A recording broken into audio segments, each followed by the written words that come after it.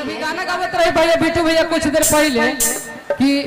कैसे कैसे तो वो गाना दे कौन वाला कि फॉर्च्यूनर का चाहिए हमको चाहिए कि सब होके हुनर बिट्टू भैया कि हे मैया के भी हमके लवर दे दी है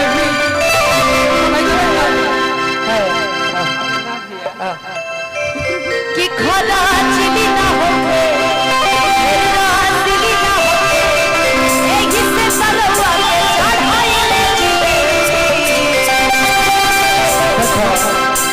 बिकू जोड़े जोड़ी जमता हम तो बेकार हो गए। अच्छा ये गाना कौन से कौन गा गो? नहीं ये गाना इनके लिए कि सुनी मैया देवी हमके लवर चाहिए खरा चिली ना होके खरा चिली ना होके तेरा चिली ना होके एक से रउआ के चढ़ाई ले जिले हमरा अच्छा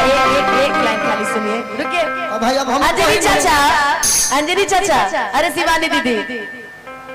कि सुनी मैया देवी हमके लवर चाहिए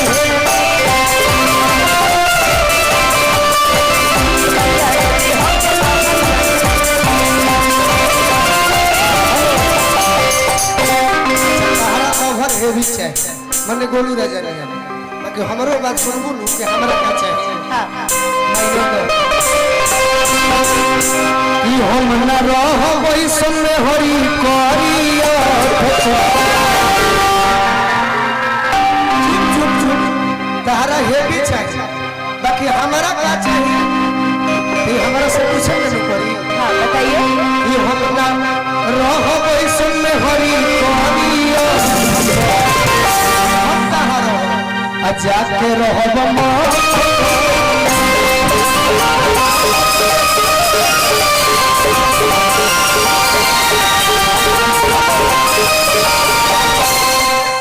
कोनो पिछला जन्म के कर्म कइले बड़ा तबे हमरे नियम में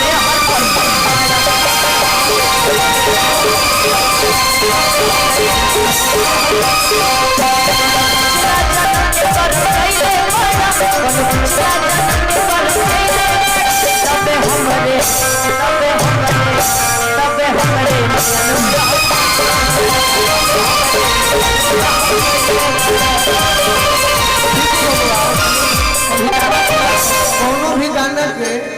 अधूरा छोड़ ठीक ना तारा सामने सब पूरे बा पति और अगरबत्ती वाला मुखड़ा अच्छा तू ही कहा तू कहला तो भाई हमर बड़ा जोर से तार भावे अलग बा अभी याद आ गई तो कह देंगे होती कुर्ता वाला भावे अलग है इनका आज जागरण के मंच बा ओही में मेन बात तो हमरो कुछ बचाइए के कहे के पड़ी। हाँ तो कहिए आप कुछ आप कहिए सुनो बिकू भाई हमार बड़ भाई हवे। अच्छा हां ए हटावा ना होई पिपली हवा एगो लगे जान भैया ऊपर सही जरूरत मनोज भैया पिपली हवा केने बने मनोज भैया आओ बिकू भैया रोरे नियम सभे बड़ भाई लेखा बिकू जी भी हमार बड़ भाई हवन अनुपमा हमार भौजी है तो हम एगो अपना भौजी खातिर बात सोचले बनी चलिए सब ठीक है ओके मानने के बाद हाँ एकदम अरे सपना में आदमी देखेला कि हेलीकॉप्टर पर चढ़ल बनी आ जब सपना टूट जाला तो वह पुरन की बिछौना पर उड़ीस कटती है तो सपना देखतनी कि तू हमर भौजी सचहु के बनल रही आ बिकू जी हमर भैया बनल रहे सपनवे में कहत तरी के देखी ना गोलू देवर जी गांव घर के लोग हमरा के निसंतानी कहत तो हम कहले के बोले भौजी नवरात्र के महीना आई नु आ जहिया जब तू जहिया शाहपुर कैंट में जो है डिफेंस कॉलोनी में वो दिन बात हमारा इनका होता अब पूछे जब का कहलो का सपना में कि 5 बरिस में फायदा तहरा 6 गो होई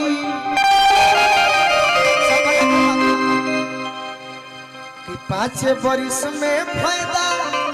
तहरा 6 गो होई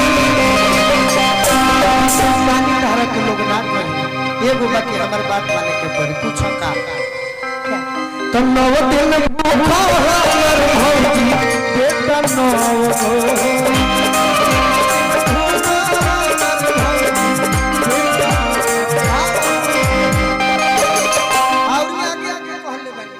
कि मांगे के बचवन मांग लो हम गलत नहीं कहेंगे गलत लग जाएगा